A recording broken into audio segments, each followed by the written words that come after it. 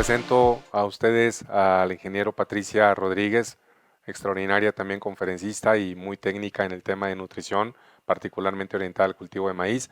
Pati, te dejamos a tu público, están en tus manos y señores, también aprovechar esta parte de la información. Muy amable, Pati, gracias. Bienvenida. Hola, gracias Rodolfo y gracias a todos por esta invitación. Es bastante interesante poder compartir algo que nos apasiona a todos en este grupo, que es la producción del cultivo de maíz. Y bueno, me presento. Mi nombre, como decían, es Patricia Rodríguez. Soy gerente de desarrollo para Yara en México. Y justo desde el día uno que entré a Yara fue una fortuna poder empezar a trabajar con el cultivo de maíz. Yo voy a hablar del tema de nutrición, un tema que también me gusta mucho. Debido a que tengo poco tiempo, voy a tratar de resumir muchos temas, ya que pues una nutrición balanceada, como lo dice el título de la presentación, pues integra muchísimos factores, ¿sí? Y bueno, como mis compañeros ya lo comentaron, son muy diversos los factores que afectan el rendimiento de un cultivo y no todos son manejables. ¿Qué quiere decir esto? Que obviamente hay factores como el clima. Para todos los que somos muy apasionados del tema del maíz, ¿Cómo vas ahorita? seguramente conocemos, hemos ¿Cómo vas escuchado ahorita hablar del ahorita? doctor Below, Bastante bien, que ¿verdad? es un investigador que le ha dedicado toda su vida al maíz en la Universidad de Illinois, donde él habla de 7 factores que integran el rendimiento. Habla del manejo, ¿sí? Cómo es la labranza, habla incluso del híbrido también. Pero si los enlista del número 1 al número 7, del que tiene más peso al que tiene menos peso, que todos son importantes, solo que influyen de diferentes formas, pues como comenté, el 27% comenta el que es el clima y seguido de ese es la nutrición.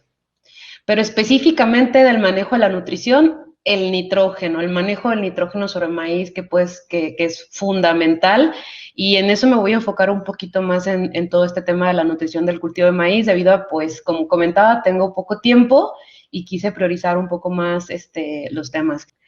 Y bueno, lo que vemos aquí es el ciclo del maíz, ¿sí? El ciclo resumido en ciertas etapas que consideramos etapas, pues, críticas.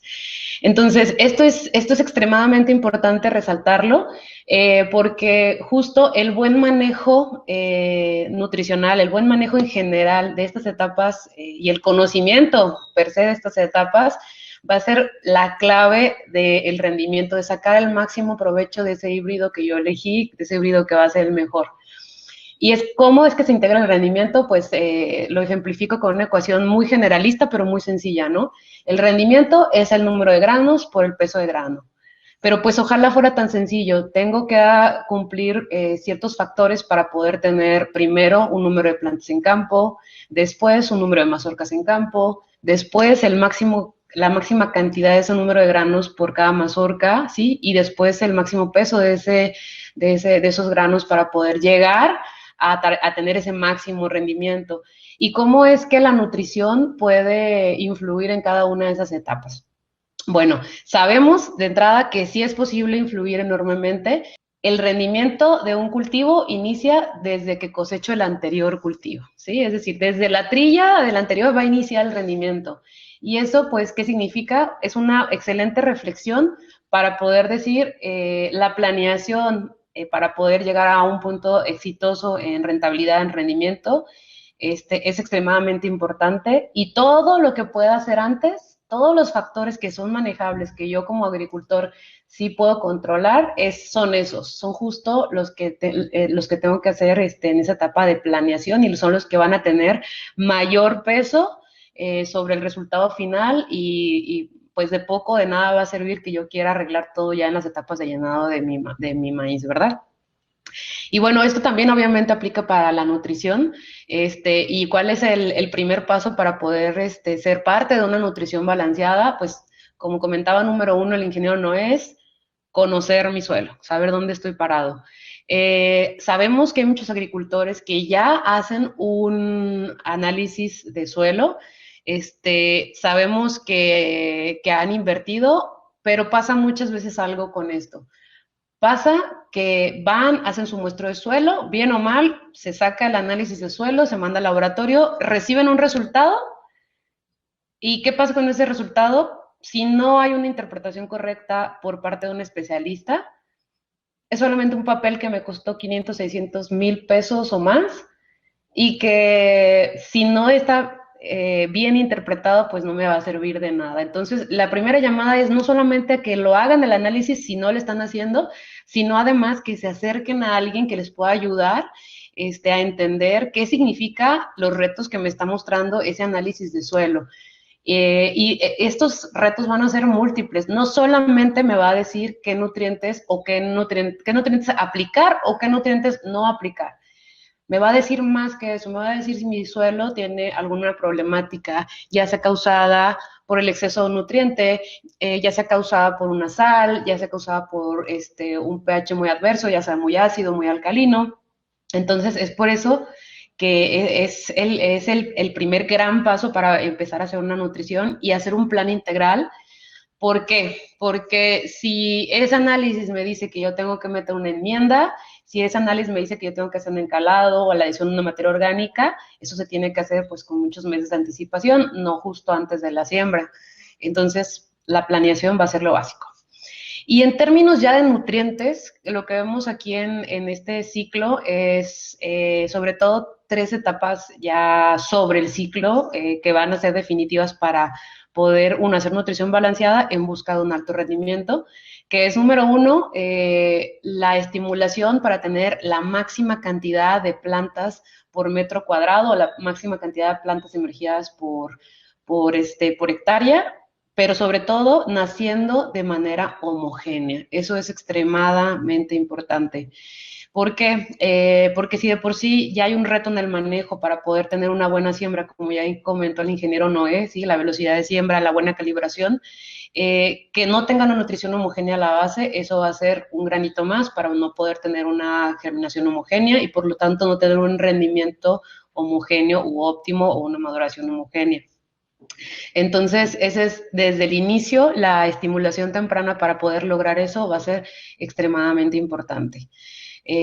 La cantidad de la fertilización base que voy a aplicar es la más difícil de definir debido a que entre más información tenga, más fácil va a ser poder generar una buena fertilización base. Es por eso que necesito el análisis.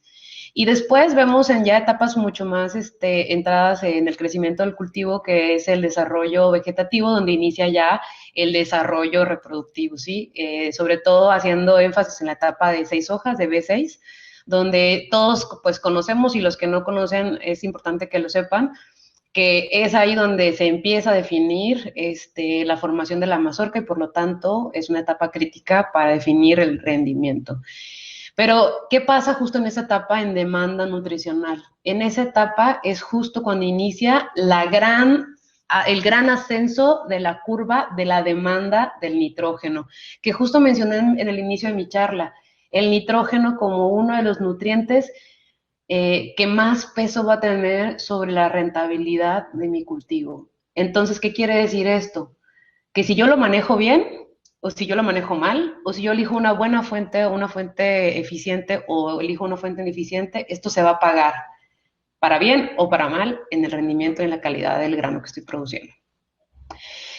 A la hora de la siembra, como comentaba, lo que estoy buscando es tener una buena base de nutrición, porque esto es lo que va a soportar poder tener una siembra homogénea, pero no solamente una siembra homogénea, sino vigorosa al momento del nacimiento, con desarrollo óptimo de raíces, que tengan un mayor anclaje, porque al final del día, toda esa parte que no vemos, todo el desarrollo radicular, es el 50% de la planta. Es decir, si algo está pasando a nivel de las raíces, algo está mal, porque ese 50% se está viendo afectado. Es por eso que es tan importante definir una buena nutrición a la siembra. Por ejemplo, en la imagen vemos una comparativa, ¿no? En un campo, esto es en Chihuahua, esos hermosos cielos de Chihuahua, con una luminosidad increíble. Y vemos una enorme diferencia, ¿no? Esto es el mismo híbrido, el mismo día de siembra, con una fertilización base totalmente diferente. Entonces, esa es la gran diferencia, que se le aplicó la cantidad y los nutrientes necesarios. ¿Cuáles son los nutrientes necesarios para el cultivo de maíz? Bueno, los mismos que para todas las plantas, esa es la realidad.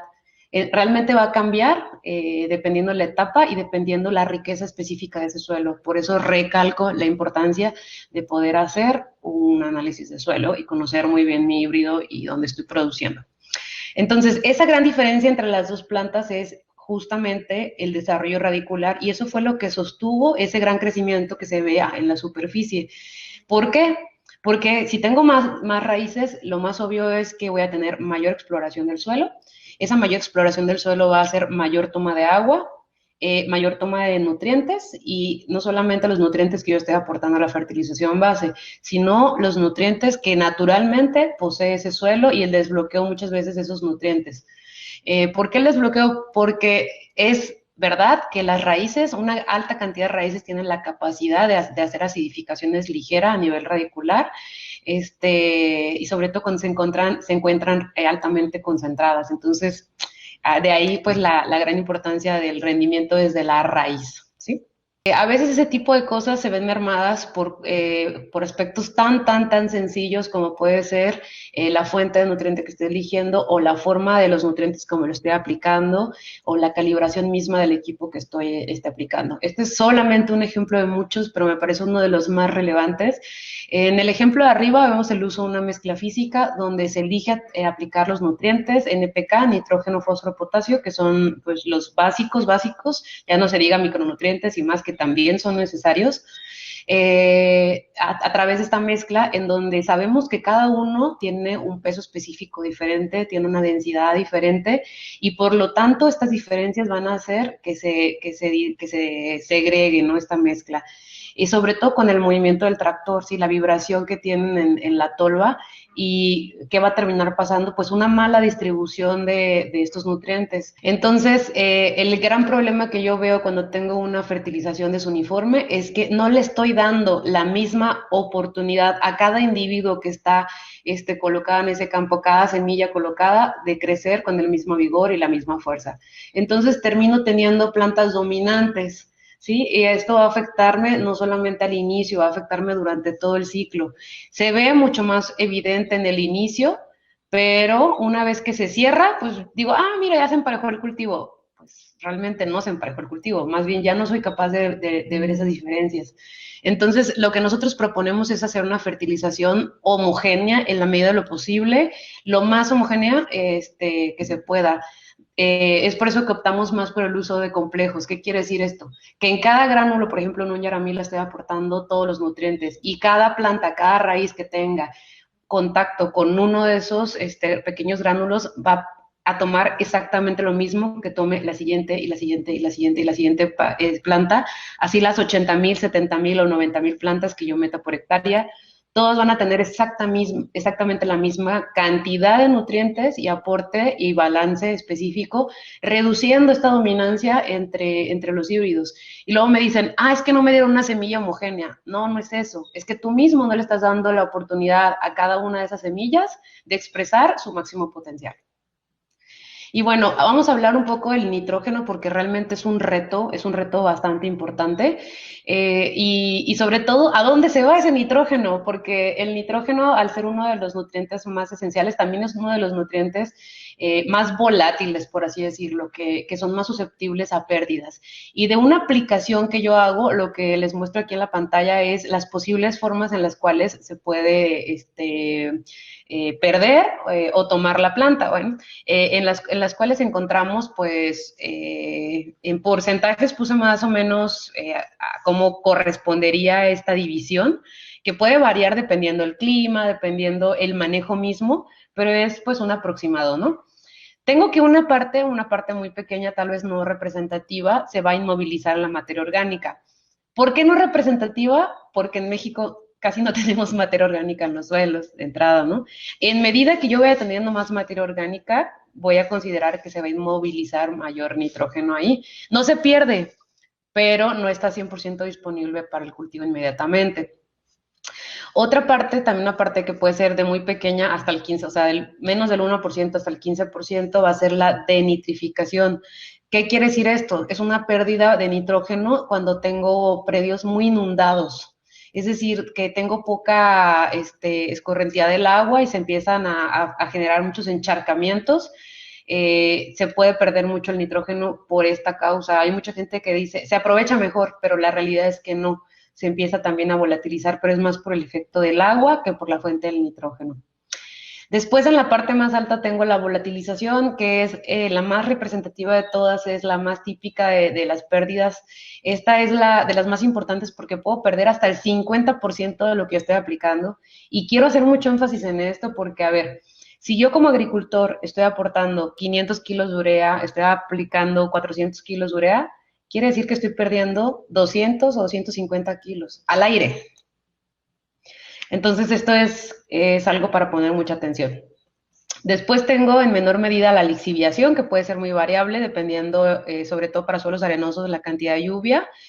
Y también algún suelo, alguna parte de ese nitrógeno que pues se convierta que se mineralice, ¿no? Por ahí. Y bueno, para poder ejemplificarlo mejor, puse este ensayo que me gusta muchísimo, que es un ensayo que se hizo en un cultivo de maíz, y se realizaron tres dosis que son extremadamente variables entre ellas, en donde la dosis más pequeña, que se ve en la parte de arriba de la plantita del maíz, son 70 kilogramos de N, no de fertilizante, de N, de nitrógeno por hectárea. Después 140, que es el doble, y después 250, ¿no? Se va duplicando cada vez la dosificación. ¿Para qué? Para ver a diferentes dosis cómo es que se distribuye esta cantidad y qué tanto se aprovecha de esas cantidades que estoy aplicando, ¿sí? Bueno, la forma que se aplicó fue urea y se aplicó en una densidad de 70,000 plantas por hectárea.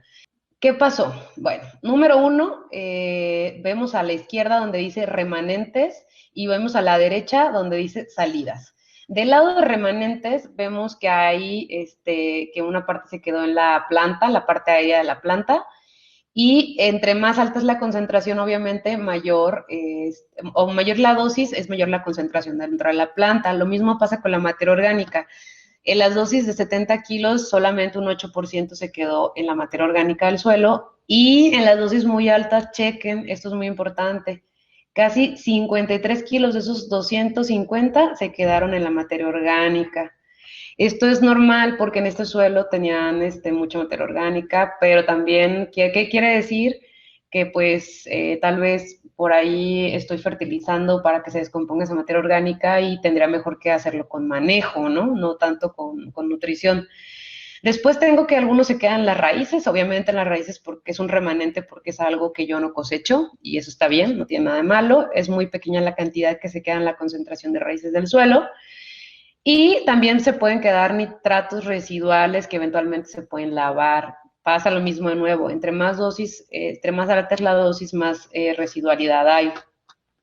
Ahora, por otro lado, donde tengo las salidas, es decir, lo que ya no se quedó en el suelo, lo que ya se removió de eso, tengo que en los granos, entre más alta es la dosis de nuevo, más alta es la concentración de este grano en el suelo, los granos, de nitrógeno, los granos, perdón, pero también vemos abajo una alta volatilización, y entre más alta es la dosis, más alta es la volatilización. Entonces, ¿qué me está diciendo esto? Que, bueno, número uno, es importante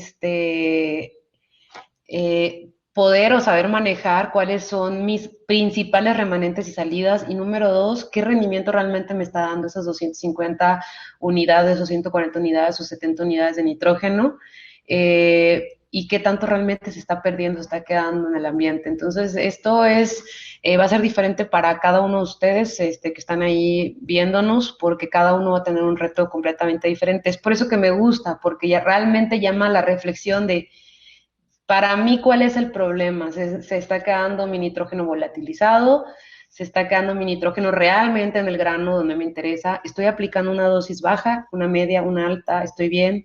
Entonces es más un tema de reflexión, porque sabemos que en la nutrición pues no hay recetas de cocina. Un número uno es la temperatura, ¿sí? La temperatura normalmente donde se cultiva maíz son temperaturas que van de lo templado a lo caluroso o muy caluroso.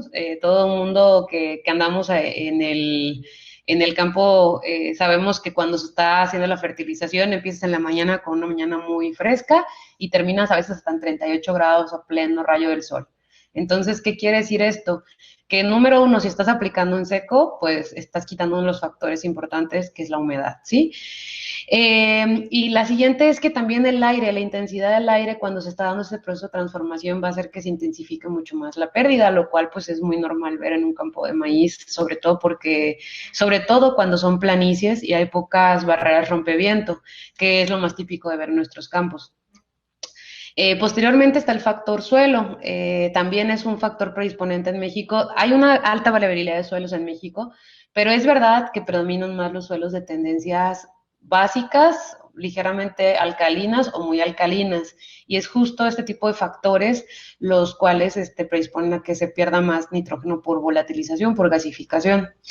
Y finalmente, pues la fuente, que la que se volatiliza es más el sulfato de amonio y la urea, y la dosis, entre la dosis sea más concentrada, es decir, una aplicación solamente, es más fácil que se volatilice más nitrógeno, como vimos en el ejemplo anterior. Y la forma en que lo aplico, hay gente que me dice, no, pues es que yo lo cubro, y una vez que yo cubro la urea no se pierde. Bueno, pues sí, ojalá que eso fuera suficiente como para que no se perdiera e ignoremos todos los anteriores factores que hemos enlistado, ¿no? Que es la temperatura, la humedad, el pH del suelo, la materia orgánica y todo lo demás. Con solamente cubrir la urea se pudieran amortiguar todo este tipo de factores, pero la realidad es que no es así, e incluso cubriendo el suelo, que es cuando sí si hay una reducción, pues sabemos que el suelo es poroso, ¿no? Como lo dice la imagen que está allá a la derecha. Una vez que yo coloco o que entierro ese fertilizante y empieza a gasificarse, pues esa porosidad igual va a tender a escaparse gas y a perderse en menor medida, pero sí, la realidad es que no es totalmente inevitable. Y bueno, para muestra basta un botón, lo que vemos aquí es un estudio que realizamos aquí en México. De hecho, es el promedio de muchos estudios. Los hemos realizado en cultivos sobre todo de maíz y de caña, para el estado de Jalisco, para el estado de Guanajuato, en frontera con Michoacán, toda esa parte de Pénjamo, ahí realizamos otro ensayo. Hicimos varios en Sinaloa, desde Los Mochis hasta Culiacán, y también hicimos en la región de Veracruz. Ahorita estamos desarrollando en Puebla este tipo de ensayos en donde justo al pie del cultivo, con las condiciones climáticas que el cultivo y la fertilización viven, comparamos diferentes fuentes nitrogenadas para poder medir a través de una técnica donde se captura esa gasificación, qué tanto se volatiliza. Eso es lo que queremos saber con todo este rollo, ¿no? ¿Qué tanto de lo que yo estoy aplicando con esta temperatura, este tipo de suelo, con mi cultivo en pie al lado, qué tanto está volatilizando? Y bueno, la realidad es que variamos mucho de suelos, variamos mucho de cultivos, variamos de todo, pero hay un factor común que en promedio hemos encontrado alrededor de 40% de pérdida por fuentes ureicas, sobre todo por eso, porque hay bastante calor y a veces no tanta humedad como nos gustaría en el momento de la aplicación, pues la humedad es un factor que no siempre puede controlar, a no ser que tenga riego. Vimos también el efecto de los inhibidores, en este caso es un químico que se llama NBPT, que alenta, digamos, el proceso de la transformación de la urea, y claro que reduce la volatilización, pero no la elimina, porque finalmente si la eliminara, pues no hubiera una transformación como tal de la urea, y no habría un aprovechamiento de este nutriente por el cultivo.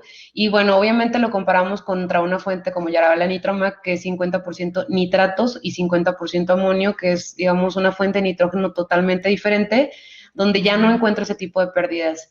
Es por eso que somos tan tercos en decir el uso de los nitratos, el uso de las fuentes combinadas, la eficiencia del nitrógeno, puede llegar a hacer la diferencia por factores como estos tan relevantes. Y bueno, ¿cómo es que lo podemos comprobar? Pues con el rendimiento del cultivo. Creo que es el mejor indicador de todos.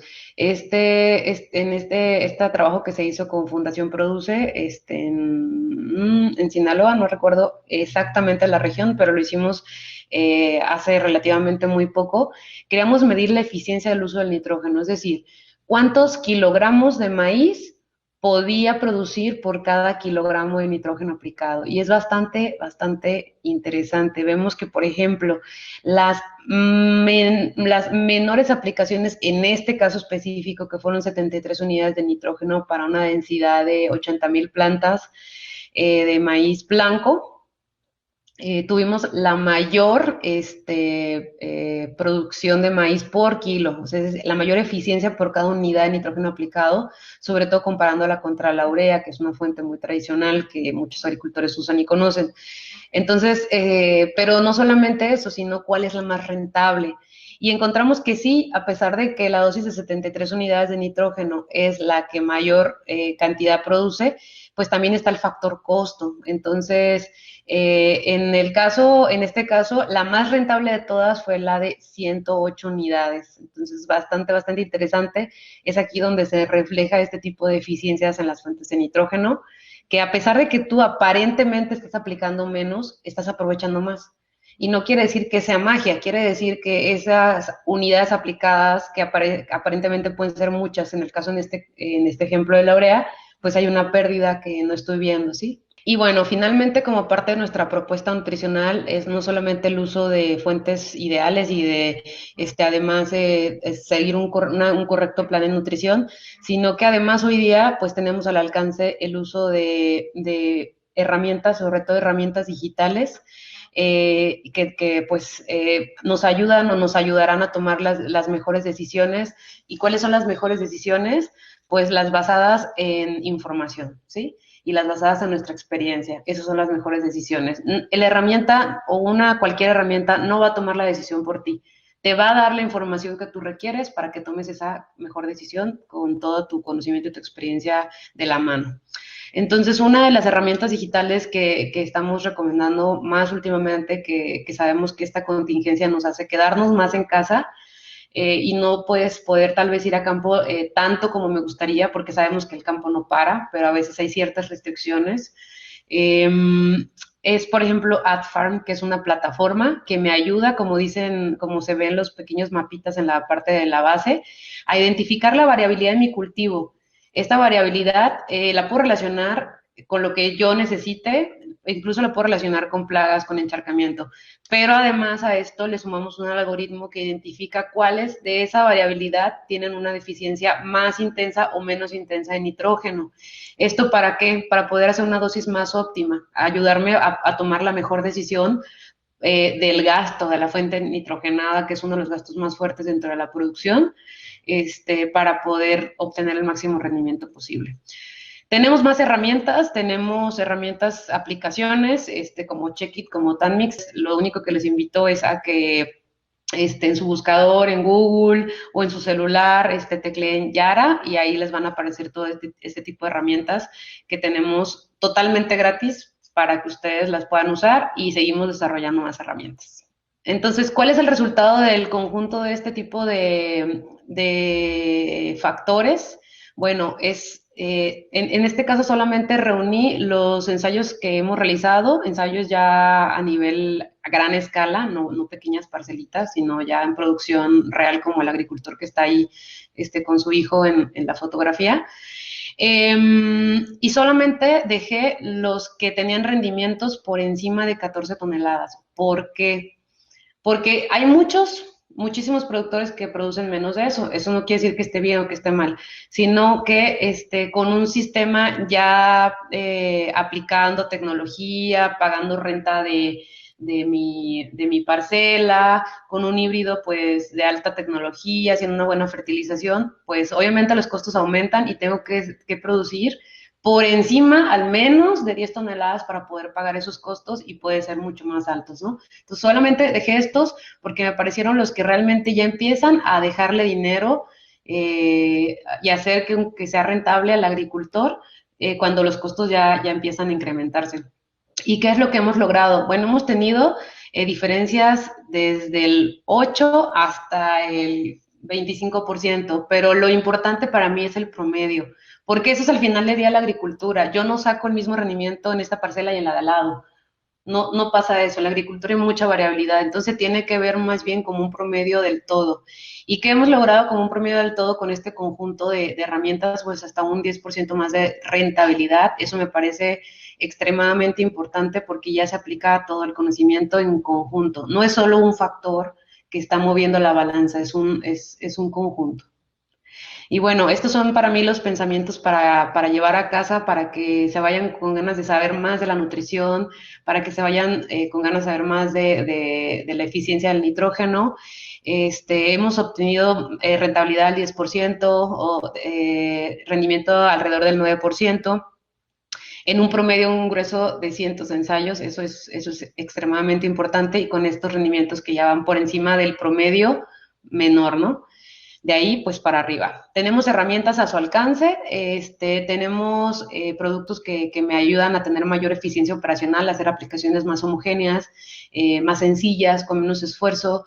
También sabemos que estamos siendo responsables con el medio ambiente, tenemos la menor huella de carbono del mercado y esto ayuda a que el mismo agricultor esté generando menor huella de carbono para el medio ambiente en su propia producción de los alimentos que nosotros consumimos. Y bueno, al final del día llamamos a la gente que no nos conoce que se acerque. Tenemos más de 100 años trabajando en específicamente nutrición y solamente nutrición. Somos 54 agrónomos en campo alrededor de todo México. Su servidora se encuentra el día de hoy encerrada en casa, como muchos, pero pues ya me muero por ir a campo, por poder empezar junto con todos a arrancar esta nueva temporada primavera-verano.